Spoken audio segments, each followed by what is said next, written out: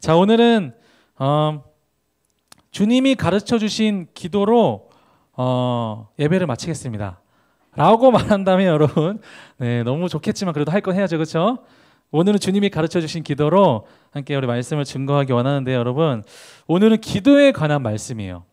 사실 이 주기도문 오늘 했던 이 본문을 가지고 작년 제가 찾아보니까 한 7월에 한번 했더라고요. 여기 고등학교 2학년 이제 3학년 친구들은 아마 들었을 텐데 그래도 기억을 못할 거니까, 네, 그래도 오늘은 또 이 주기도문에 대해서, 그때는 이제 스페셜 데이고 그래가지고 정말 짧게 했었는데 오늘은 조금 이 주기도문에 대해서, 예수님이 우리에게 가르쳐 주신 이 기도에 대해서 조금 깊이 알고자 좀 합니다. 깊이 알아보는 시간을 좀 가져보도록 하겠습니다. 여러분, 이 세상 대부분의 종교들이 가지고 있는 공통점이 한 가지 있는데, 그것이 무엇이냐면 기도 행위가 있다는 겁니다. 그렇죠? 뭐 예를 들어서 불교는 어떻게 기도하죠, 여러분? 불교인 친구들은 없겠지만, 불교는 뭐 저도 잘은 모르겠지만 뭐 나무아미타불, 관세음보살 뭐 이런 것들을 외우기도 하고, 또 이게 108배 막 이렇게 해서 절을 하기도 하고, 그렇게 기도 행위를 가지고 있습니다. 또 뭐 이슬람을 신봉하는 사람들은 하루에 5번 기도하는 시간이 있어요. 그래가지고 기도 시간이 되면 다들 똑같이 이 메카, 그 사람들이 이제 메카라고 하는데 사우디아라비아에 있는 그 지방, 이제 거룩한 도시라고 해가지고 메카를 향해서, 이제 무함마드가 태어난 도시라고 해요. 그래서 그 메카를 향해서 하루에 5번 기도를 합니다. 그래서 기도 행위를 다 이제 대부분의 종교들이 가지고 있어요. 그래서 제가 한번 신혼여행 갔다가 그것을 좀 직접 목격한 이제 그런 경험이 있는데, 제가 동영상을 하나 좀 준비를 했거든요. 네, 제가 말레이시아에 갔었는데 이게 무슨 종교인지 모르겠어요. 아마 힌두교인 것 같긴 한데 정확히 모르겠지만 제가 직접 찍은 영상을 한번 좀 공유해 드리도록 하겠습니다. 네, 보여주세요.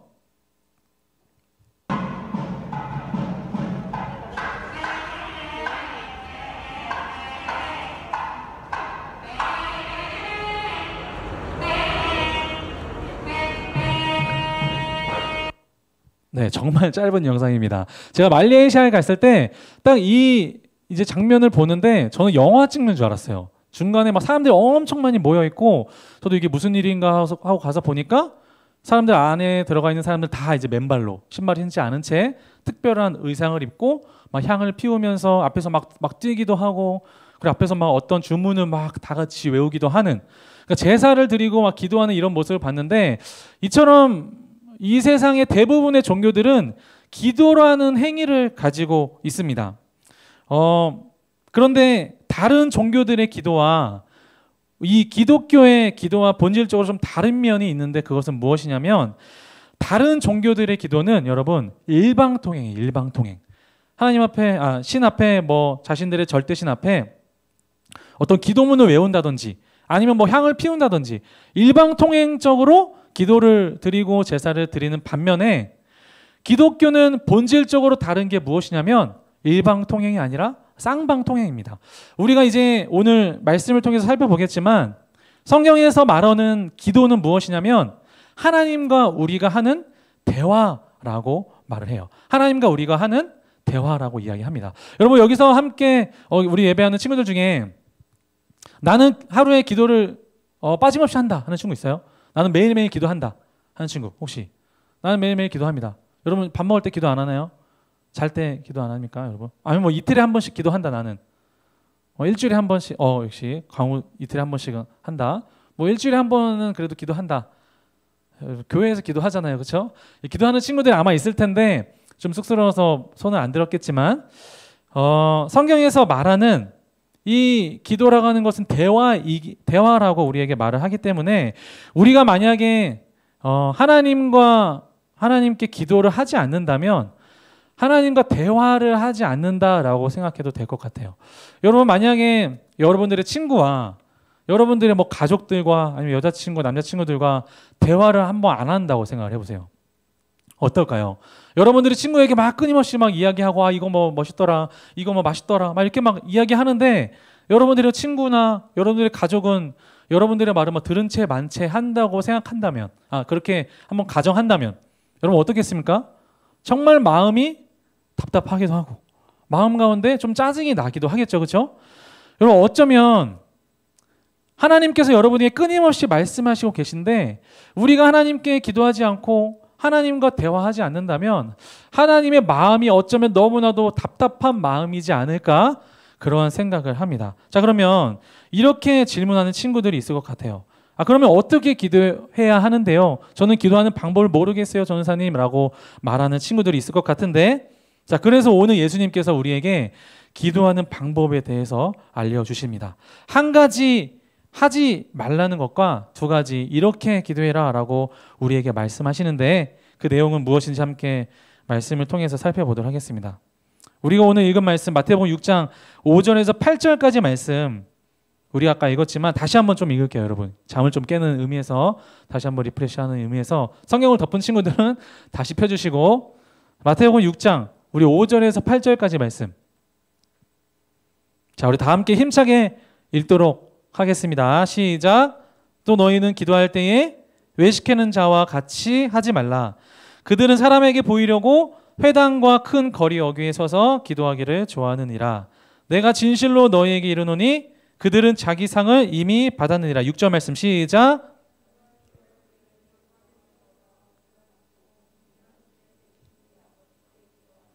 은밀한 중에 보시는 내 아버지께서 갚으시리라. 7절 말씀.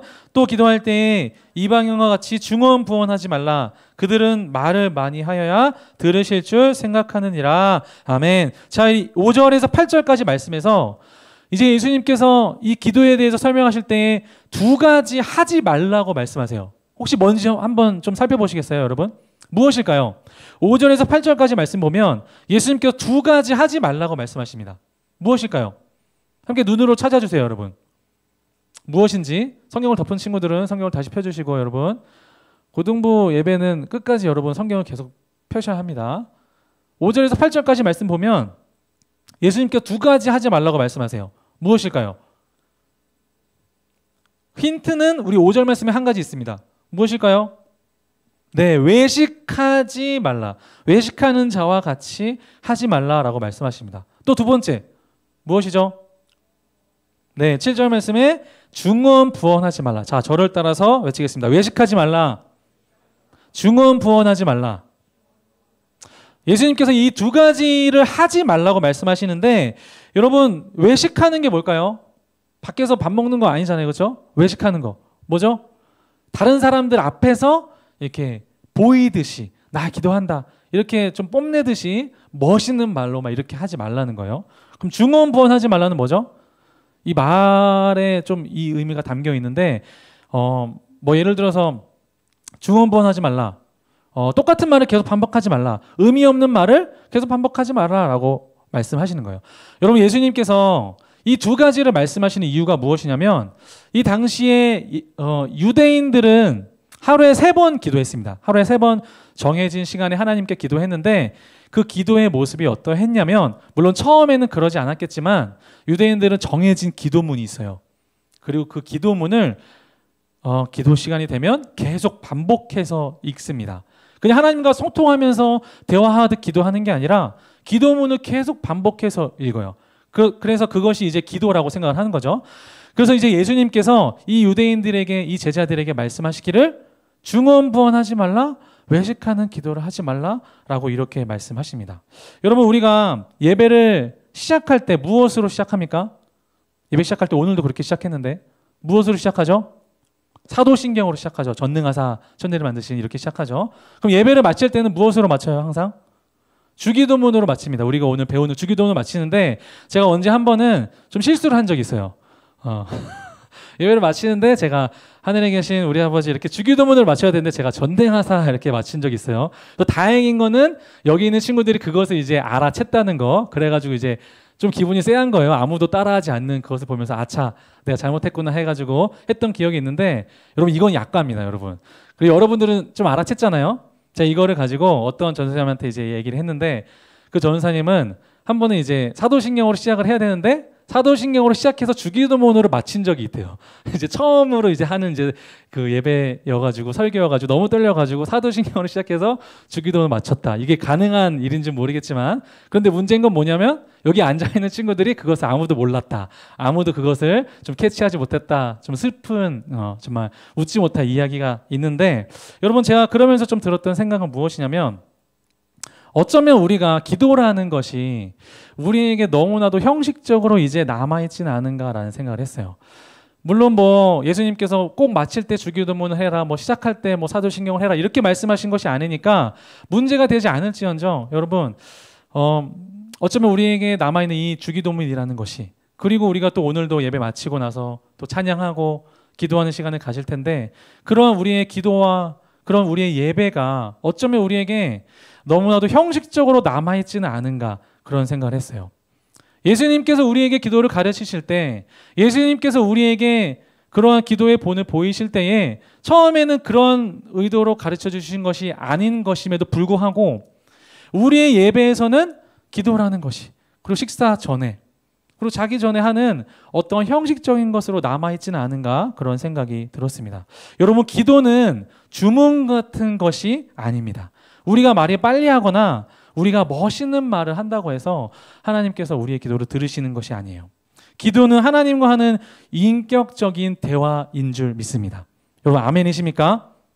하나님과 하는 인격적인 대화임을 여러분들이 꼭 기억했으면 좋겠어요. 저도 엊그제 이제 금요 철야 예배를 드리는데 기도하는 게 너무 힘든 거예요. 그런 날이 있잖아요. 그렇죠? 기도하는 게 어느 날 엊그제는 너무 힘들어가지고 근데 제가 그럴 때마다 좀 기억하는 것이 있습니다. 무엇이냐면 하나님이 그냥 옆에 앉아 계시다고 생각을 해요. 물론 성령님께서 우리와 함께 계시죠. 그렇죠? 실제로 하나님이 옆에 계시다 생각하고 그 앞에 그냥 이제 푸념하듯 기도하는 거예요. 기도가 안 될 때는.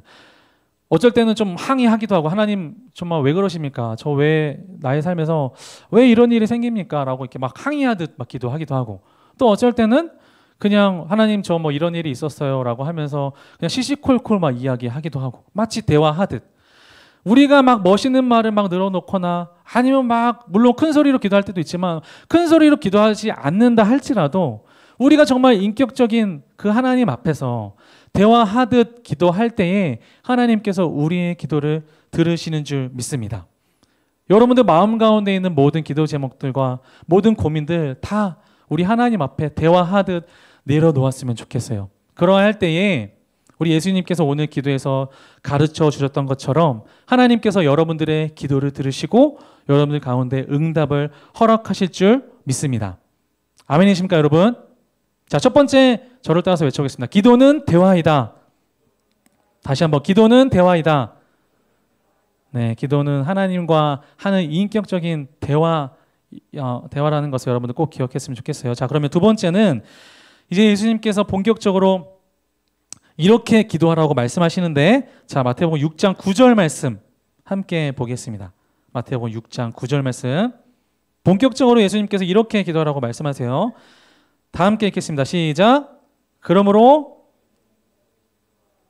하늘에 계신 우리 아버지여 이름이 거룩히 여김을 받으시오며 아멘. 자, 예수님께서 이제 본격적으로 이렇게 기도하라 라고 말씀하시는데 하늘에 계신 우리 무엇이라고 기록되어 있습니까 여러분? 하늘에 계신 우리 아저씨 아니죠 여러분, 그렇죠? 하늘에 계신 우리 아버지여 라고 기록이 되어 있습니다.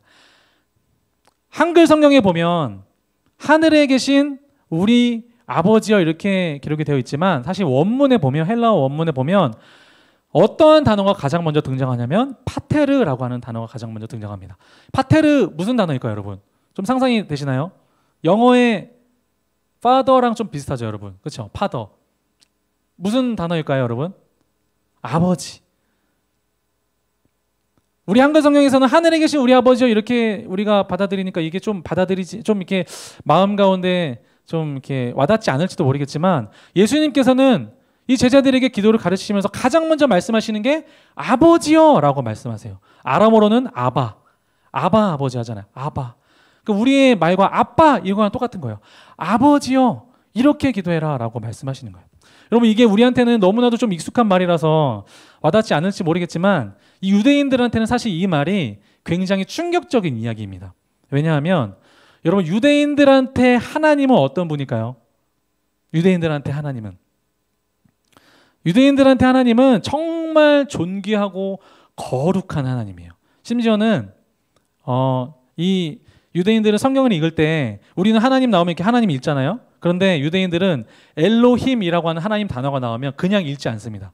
왜냐하면 너무나도 거룩한 분이기 때문에 엘로힘 단어 자체를 그대로 읽지 않아요. 어떻게 읽냐면 아도나이라고 돌려서 있습니다. 아도나이는 무슨 뜻이냐면 나의 주님이라고 하는 뜻이에요. 주님.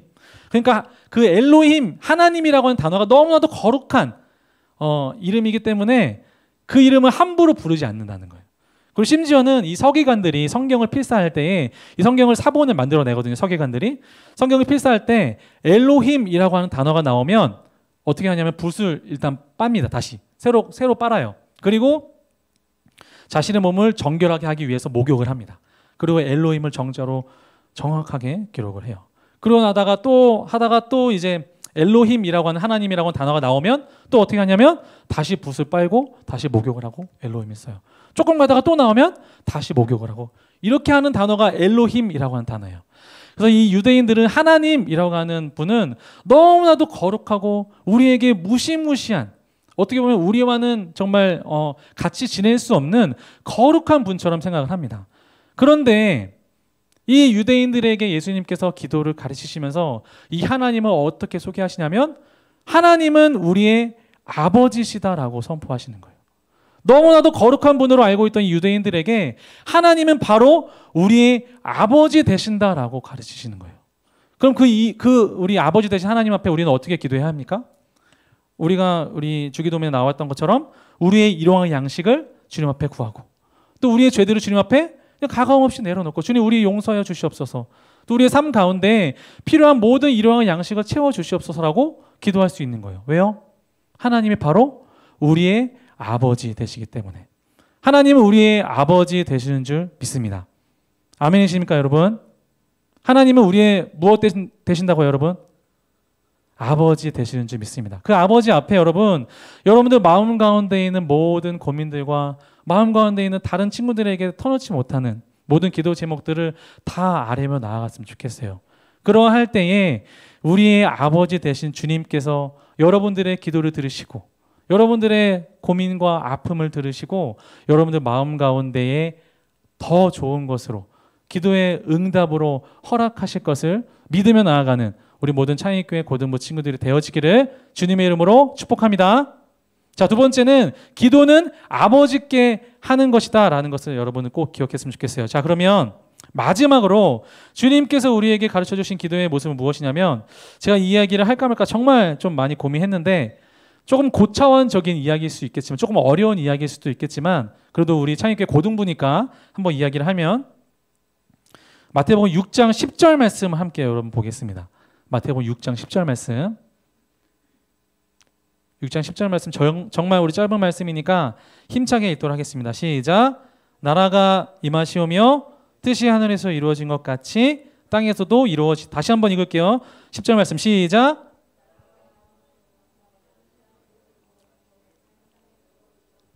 아멘. 자, 예수님께서 이제 주기도문을 이제 하시면서 뒤에는 뭐 일용할 양식을 주옵시고 죄 지은 자를 사하여 준 것 같이 아까 우리가 했던 내용이에요. 자, 그런데 처음으로 기도할 때 이렇게 기도하라고 말씀하세요. 나라가 임하시오며 뜻이 하늘에서 이루어진 것 같이 땅에서도 이루어지이다. 우리가 주기도문에서 계속해서 읽는 말씀인데 이게 무슨 내용인지 잘 모를 때가 많이 있잖아요. 그렇죠? 무슨 내용인지도 모르고 그냥 주기도문 할 때가 많이 있잖아요. 여러분 이게 무슨 의미일까요? 10절 말씀. 뜻이 하늘에서 이루어진 것 같이 땅에서도 이루어지다. 이게 무슨 의미일까요, 여러분? 주님의 뜻이 무엇일까요? 하늘에서 이루어졌던 이 땅 가운데 임하기를 하나님께서 원하시는 그 주님의 뜻이 무엇일까요, 여러분? 한번 생각해 보세요. 하늘에서 이루어진 것 같이 이 땅 가운데서 임하기를 예수님께서 기도하라고 말씀하시는데 자, 그러면 주님의 뜻은 무엇일까? 제가 이것을 설명하기 위해서 니콜라스 월터스토프라고 하는 아주 유명한 신학자가 있는데 그 신학자가 쓴 책 중에 어떤 책이 있냐면 정의와 평화가 입맞출 때까지라는 책의 제목이 있습니다. 다시 한번 정의와 평화가 입맞출 때까지. 아니 무슨 전도사님 무슨 정의입니까? 무슨 평화입니까? 무슨 이상한 얘기를 하세요라고 하는 친구들이 있을지 모르겠으나 오늘 예수님께서 우리에게 가르쳐 주시는 하늘에서 이루어졌던 그 주님의 뜻, 또 이 땅 가운데 이루어지기를 기도하라는 그 주님의 뜻은 무엇이냐면 바로 정의와 평화가 이루어지는, 그것이 바로 주님의 뜻입니다. 이게 지금 무슨 말이냐라고 말하는 친구들이 있을지 모르겠는데, 여기서 말하는 정의는 뭐냐면 여러분 공의입니다. 공의. 쉽게 말하면. 그러니까 쉽게 말하면 무엇이냐면 의인들은 상을 받고 착한 일하는 사람들은 상을 받고 나쁜 일하는 사람들은 벌을 받는다. 이게 공의적인 측면이에요. 마치 경찰과 같이 공의. 자, 그럼 평화는 무엇이냐? 말 그대로 아픈 자가 치료함을 받고 마음 가운데 상처가 있는 사람들이 위로를 받는 그러한 세상, 그러한 상태가 바로 평화라고 할 수 있는데, 여러분 이 책에 보면 이 책의 내용 중에 이런 글귀가 있어요. 제가 준비를 했는데 앞에, 자 여러분 보이십니까? 네, 제가 한번 읽을게요. 이게 책 중에 나와 있던 그런 내용 중에 하나인데, 오 하나님 굶주린 자들에게는 빵을 주시고 빵을 가진 우리에게는 정의에 대한 굶주림을 주소서. 다시 한번, 오 하나님 굶주리는 자들에게는 빵을 주시고 빵을 가진 우리에게는 정의에 대한 굶주림을 주소서. 여러분 이게 무슨 말인지 이해가 되세요? 여러분 제가 지금 무슨 말을 하려고 하는지 이해가 되세요? 여러분 저를 봐주세요. 제가 쉽게 한번 설명을 해드리겠습니다.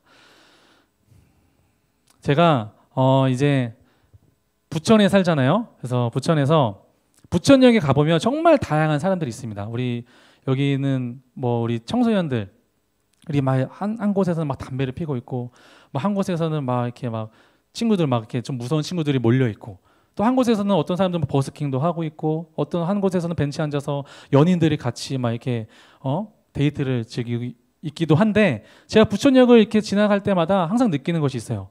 부천역에 보면 이런 사람들이 참 많이 있는데 그 막 데이트도 하고 막 버스킹도 하고 많은 사람들 사이에 그냥 이렇게 박스만을 덮고 주무시고 계시는 분들이 굉장히 많이 있습니다. 부천역을 가본 친구들은 아마 알 거예요. 이렇게 박스만 덮고 이렇게 주무시고 계시거나, 아니면 정말 이 찌는 떼약볕에 그냥 머리를 바닥으로 향하면서 구걸을 하는 사람들이 정말로 많이 있습니다. 제가 그 부천역을 지날 때마다 항상 생각하는 게 아까 제가 띄워주었던 이러한 하나님에 대한, 정말 하나님이 저에게 주시는 그런 마음이에요. 아 정말 지금은 내가 잘 공간이 있고, 추울 때는 추위를 막을 공간이 있고, 더울 때는 더위를 막을 공간이 있는, 정말 어떻게 보면은 너무나도 편하게 살아가고 있는데 내가 이렇게 살아가도 될까라는 생각이 들어요. 내가 정말 이렇게 살아가도 될까? 여러분 만약에 예수님께서 이 땅 가운데 지금 오신다면 예수님께서 가장 먼저 누구에게 가실까요, 여러분? 가장 먼저 누구에게 가실까요? 미국 대통령은 우리나라에 왔을 때 뭐 하이닉스 뭐 가장 먼저 가고 막 이렇게 반도체 막 공장들 가장 먼저 가는데, 예수님께서 만약 우리 가운데 지금 오신다면 예수님께서 누구에게 가장 먼저 가실까요? 아마 굶주리고 마음 가운데 아픔을 가지고 있고 하루하루 먹을 빵들이 없는 그런 사람들이 가장 먼저 가시지 않을까요? 여러분 그러면 이 땅 가운데 주님의 나라가 임하기를 기도하는 그리스도인들이라고 한다면, 우리 창의교회 우리 고등부 친구들이라고 한다면, 하나님을 믿는 친구들이라고 한다면, 그리스도를 따라가는 사람들이라고 한다면 우리는 어떻게 살아야 합니까, 여러분? 단순히 오늘 예수님께서 우리에게 기도를 가르쳐 주실 때 아버지께 기도해라, 우리의 필요를 다 구하면서 기도해라, 맞습니다 여러분. 그런데 우리의 필요만을 주님 앞에 내려놓으면서 기도하는 기도의 모습은 예수님께서 원하시는 기도의 모습이 아니에요. 예수님께서 정말 우리에게 원하시는 기도의 모습은 무엇이냐면 이 땅 가운데 정의와 평화가 임하는, 주님의 나라가 임하는 기도를 해라라고 오늘 예수님께서 우리에게 말씀하시는 줄 믿습니다. 조금 어려운 이야기일 수 있겠지만 여러분, 우리 함께 우리 예배드리는 창의교회 고등부 친구들, 우리가 주님 앞에 기도할 때에 주님 나에게 이거 주시옵소서, 주님 나의 삶을 이끌어 주시옵소서, 너무나도 귀한 기도의 제목이에요. 그런데 그러한 기도에 더해서 우리가 이제 고등부라고 한다면 이 땅 가운데 주님의 나라가 임하기를 기도하는 우리 여러분들이 되기를 주님의 이름으로 축복합니다. 우리가 거창하게 뭐 정의와 평화가 이 땅 가운데 임하기를 기도하라는 게 아니라 우리 주위에 정말 사랑이 필요한 자들, 우리 주위에 친구들의 외면을 받는 친구들, 우리 주위에 하나님의 사랑이 필요한 자들 가운데에, 또 우리 배고픈 자들 가운데, 우리 정말로 사랑이 필요한 친구들 가운데, 가족들 가운데에 하나님의 사랑과 또 빵과 그 마음을 전하며 나아가는 그래서 이 땅 가운데에 주님의 나라가 실현되기를 간절히 기도하며 나아가는 우리 모든 찬익교회 고등부 친구들이 되어지기를 주님의 이름으로 축복합니다. 결론을 맺을게요, 여러분. 오늘 예수님께서 우리에게 가르쳐 주신 기도는 무엇이냐면 우리의 아버지께 하는 기도입니다. 그 아버지께 우리의 모든 일용할 양식과 우리의 모든 고민과 아픔들을 내려놓는 기도예요. 그리고 이 땅 가운데 주님의 나라가 임하기를 기도하는 그런 기도의 모습들을 예수님께서 오늘 이 말씀을 통해서 우리에게 가르치심을 믿습니다. 우리 함께 예배하는 우리 사랑하는 모든 찬익교회 고등부 친구들, 주님께서 우리에게 가르쳐 주신 이 기도의 본대로 살아가는 여러분들 되어져서 이 땅 가운데 샬롬이 임하는, 이 땅 가운데 하나님의 나라가 임하는 귀한 일들 가운데 놀랍게 쓰임받는 여러분들이 되어지기를 주님의 이름으로 축복합니다.